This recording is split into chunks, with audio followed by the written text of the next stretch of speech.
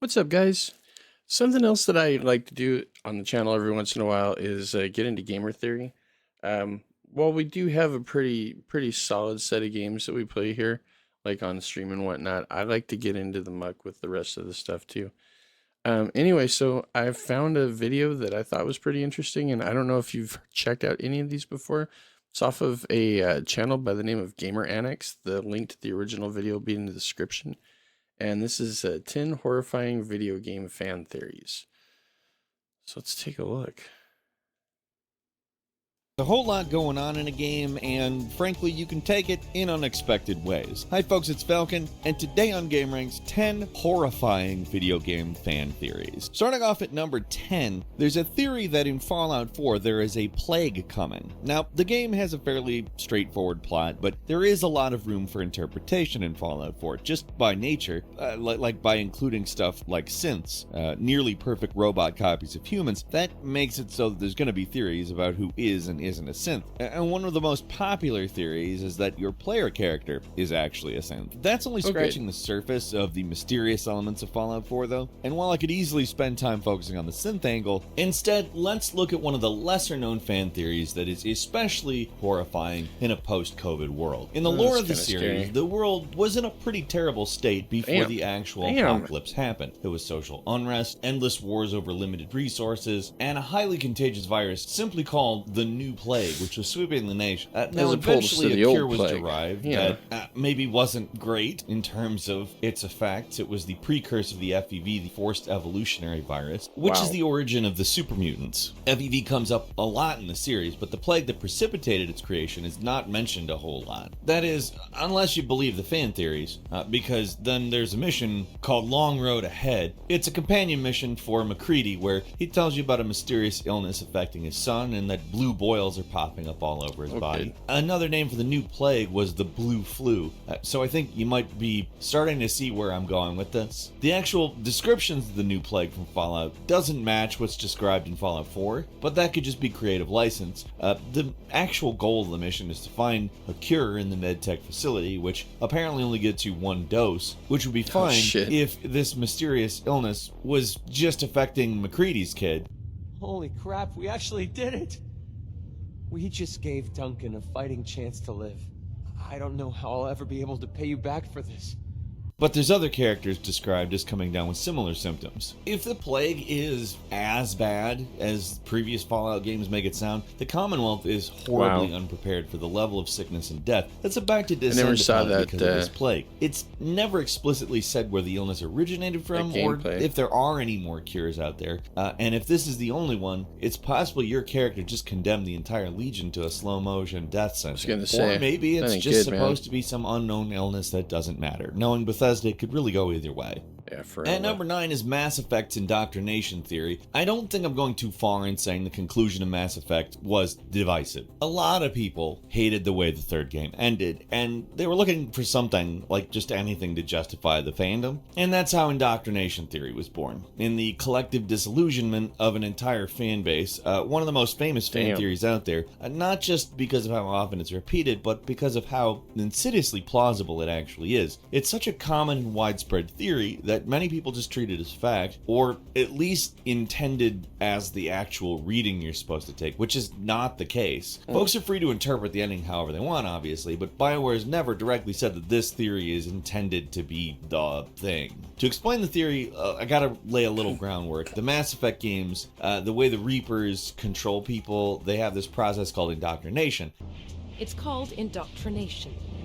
Direct exposure to the signal turns you into a mindless slave. That's good. Like the Solarian test subjects. But there's collateral damage too.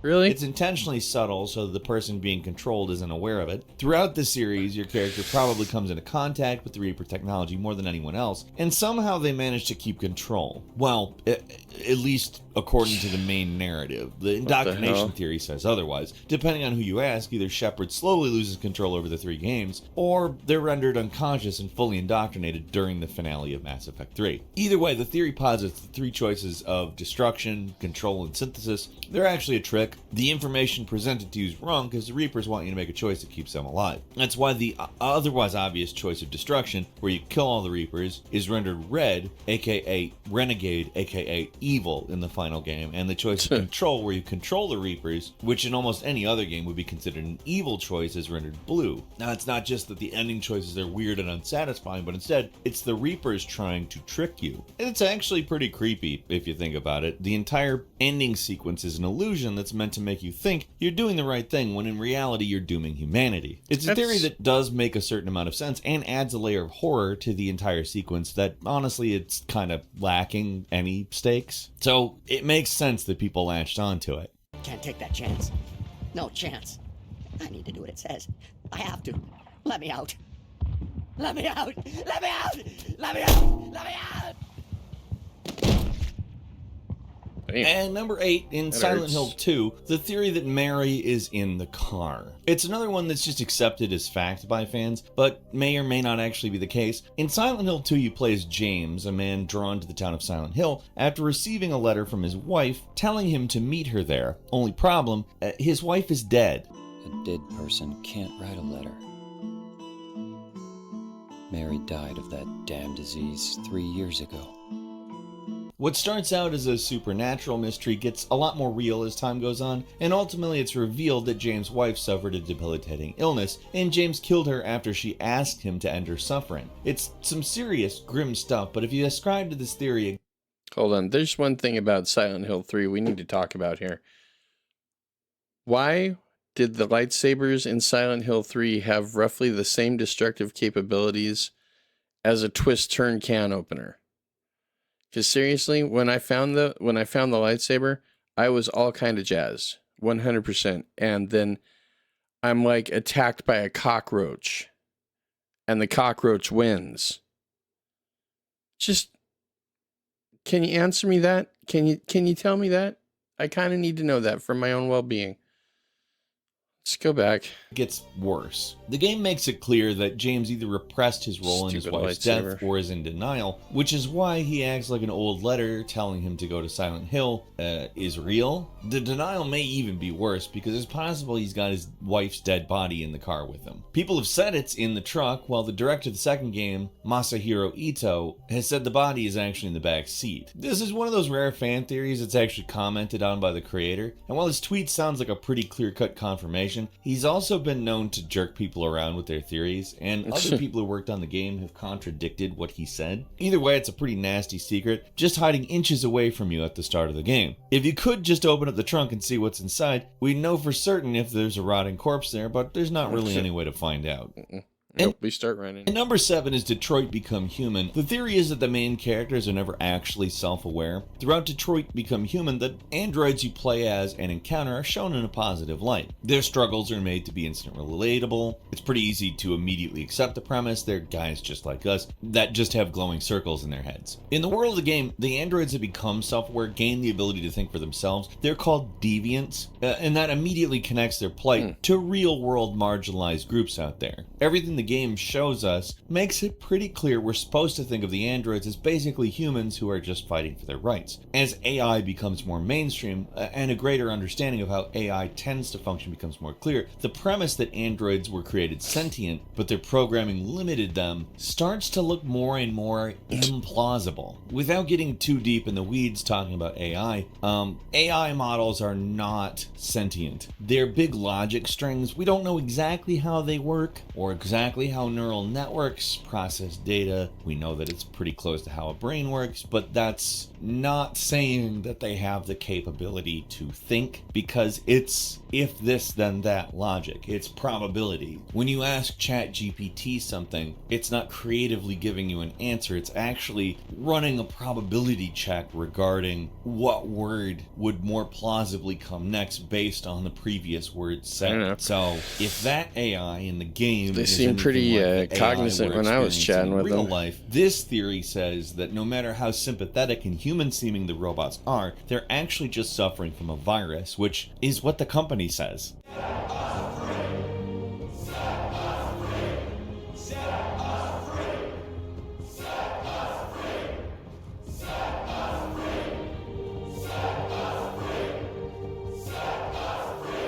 These seemingly freed machines are just pieces of property that have gone haywire, and that's an unsettling thought because it almost feels like you're being fooled. Or imagine it from the robot's mind. They believe they're intelligent beings, but they're not. There's probably a Black Mirror episode like that, and if there isn't, maybe that's a good premise. The game really does go out of its way to make you think that yes, these robots have intelligence, but this is a fan theory that's hard to ignore because of the real world implication. And man, is it interesting.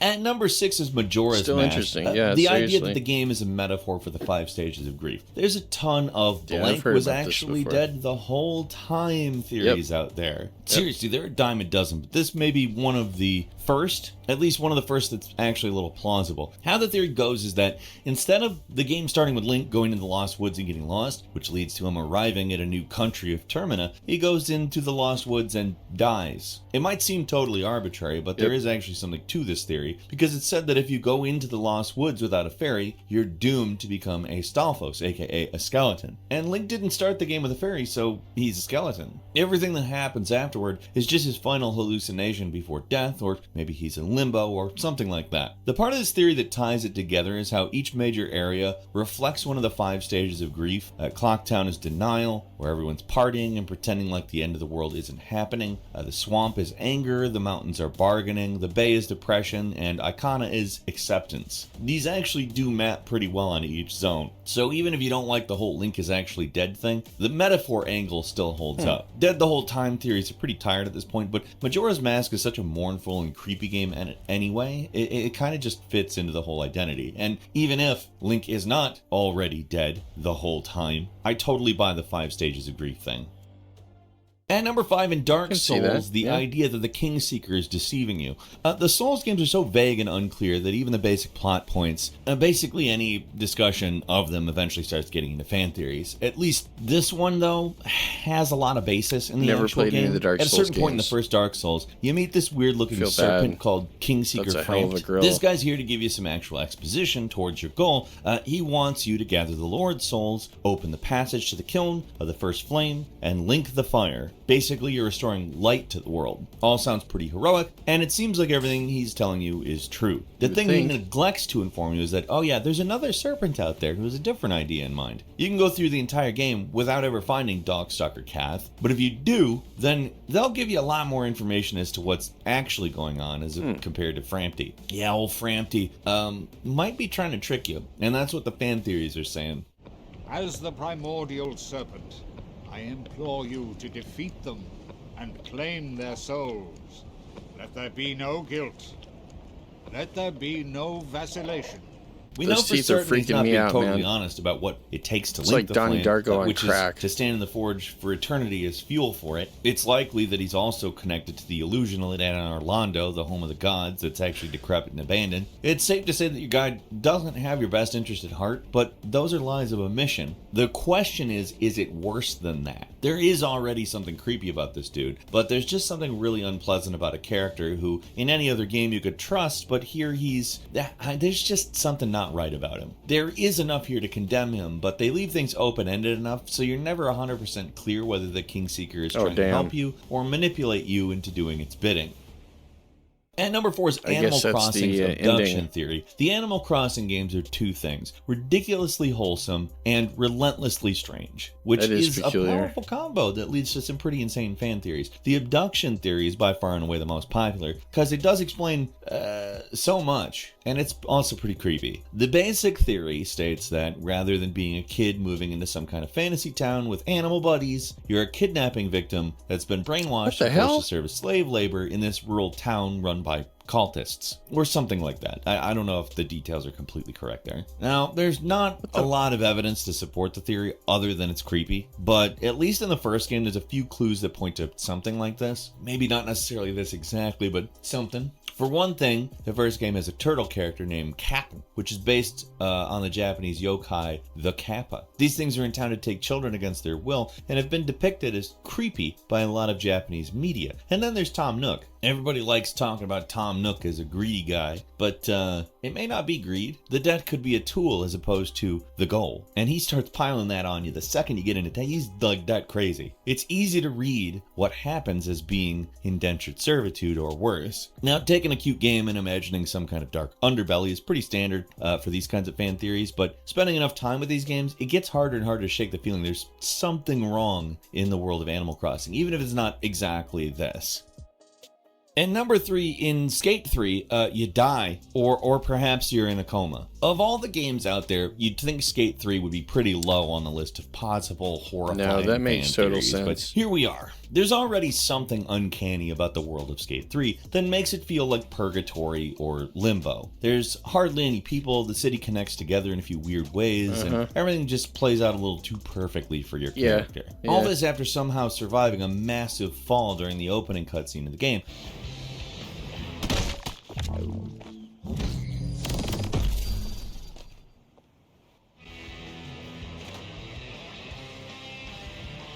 Ooh. And somehow Isaac is back, even though the previous game straight up said that he died in an earthquake. What's more plausible, that he somehow came back to life, or that you're in a fever dream or in limbo? It's possible the developers just changed their minds and retconned his death, but ignore that. That's irresponsible game development, and we're not going to pretend that I that's honestly never a really thing. thought We're gonna about say that shit. There's information I used to within love inside the grinding on game that that justifies any of these decisions, okay? Right? I might be interminable myself, but I think there's enough to go on that's possible to think of the game as some kind of death fantasy, because it's literally the skateboarder's paradise. The game already feels like you're kind of a ghost in the world, but then the starting crash, I feel like, cements it. Maybe it's the right thing, even if it's not the intended thing. And number 2, a commonly held fan theory about Pikmin is that it takes place on a post-apocalyptic Earth. Now, the Nintendo franchise is mostly about herding around cute little plant guys, but the theory is that it's set in a desolate, abandoned Earth hundreds of years in the future. And honestly, it's really easy to see how someone might think that. I was gonna say. I pretty much subscribe to this. I really enjoy the Pikmin games, and you find all these eventual signs of civilization, particularly in the latter games. It adds an air of melancholy to an otherwise really upbeat game. You find like human stuff littered around, trash, old bicycles and stuff like that, buckets. It adds an air of melancholy to an otherwise upbeat game. According to the developers though, it's not post-apocalyptic. They say the titular planet is called Pikmin Planet, but I don't know, up until Pikmin 4, which kind of throws a monkey wrench in the theory, it's basically how everything looks to me. And finally, at number 1, the cyclical universe theory. There's nothing horrifying about Borderlands, right? The first game was before things started to get real jokey, but it was far from serious. It was fun. What kind of theory could people come up with to make it horrifying? All the credit in this one goes to a 10-year-old Reddit post made by somebody named Amidemimus, who paints a surprisingly compelling picture of Borderlands as some kind of I have a mouth and must scream scenario on a grand scale. It all ties to the game's new U stations, which is where you respawn when you die. No matter what you do, these things bring you back to life, even if you're out of money, which makes it so you're technically immortal and you're forced to keep living no matter what. They point out the many bizarre things about this setting, like the guy who can't remember his wife's name, the single NPC in Firestone, the physical deformities on the enemies. They figure they're all side effects of the revival process after many, many, many years. Like, people have been around so long they forget who they actually are. The bandits have gone mad and are slowly becoming more deformed as the new U machine starts start to break down. To add to the theory, you can find Tannis' writing on the walls of her lab going about how reality is cyclical and repeats, which could mean that this has been going on for thousands of years, and everyone on the planet is just trapped in an endlessly recursive cycle of violence. In the world of Borderlands, if you want to imagine the future, think of Claptrap dabbing on a human face forever. Now that your DNA is registered, you have the vested horrific death and dismemberment insurance. If this fatal incident occurs, your new you will appear at the nearest station. Got a bonus one for you too. Final Fantasy VIII's Squall is Dead theory, which has its very own website, squallisdead.com. And to be frank, Final Fantasy VIII just starts getting weird by the end. And no, not JRPG weird. It's JRPG weird from the start. It gets weird by the end. It's easy to imagine large chunks of the game as being some kind of fever dream, and that's basically what happens in this famous theory. It's the details rather than the big picture that make it creepy. I don't want to dwell on it too much because it's easily one of the most well-known fan theories out there. But the website for it is still around, and the theory still gets trotted out all the time, so we have to mention it. And also, Squall is actually dead. That's all for today. Leave us a comment. Let us know what you think. If you like this video, click like. If you're not subscribed, now's a great time to do so. We upload brand new videos every day of the week. Best way to see them first is, of course, a subscription, so click subscribe. Don't forget to enable notifications, and as always, we thank you very much for watching this video. I'm Falcon. You can follow me on Twitter, @FalconTheHero. We'll see you next time, right here on GameRanks. Badass. Wow. That was pretty cool. I'm not gonna lie, it was a lot cooler than I thought it was gonna be. I figured it would probably just, you'd get the Majora's Mask one and the one with Link always being dead through the whole thing and everything, but honestly, a lot of those, they make sense. They make really good sense. It's just peculiar. I don't know, man, it's just weird. Alright, but I hope you enjoyed it. I liked it. I think we need to find more like that. That'd be kind of cool. I know I've seen, gamer urban legend icebergs floating around out there. If it sounds like something you'd be interested in checking out, go ahead and toss it down in the comments. We'll see what's up with it. And yeah, I am kind of salty about that lightsaber. It was just very depressing to me. I was expecting so much more. Whatever. Anyway, I'm gonna go ahead and get off here. You guys have a wonderful night. I hope you enjoyed it. Thank you so much for taking a look. And I will see you guys in the next one. Bye, guys.